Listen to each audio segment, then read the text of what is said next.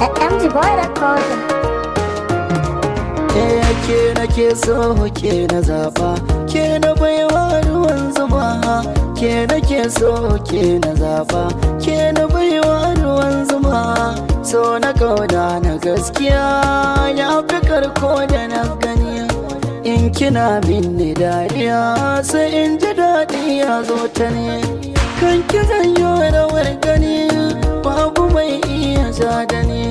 Kin saka min dafin so a zuci har yayi na so yau ina yin da kwanso ko da raina na fanso ni fa kauna ta kai mini dubi ina yanzu motsi na kasance a duniyar so gashi filin da faɗi a zucikin min da she zan mori raina she babu ke zan gushe da rayuwa babu daɗi.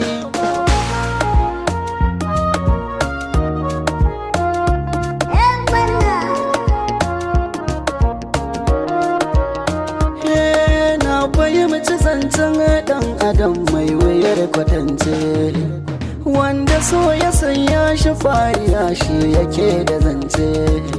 Na gamo samari yake abota mata kawance ni da wacce na so yanzu ga mu zuwa maraice mai tafurta zancen an so iri-iri muna kamance. Zo ki bani soyayya zana baki soyayya, zo ki bani soyayya zana baki soyayya, ke na bawa yarda sai ki bani yardar soyayya.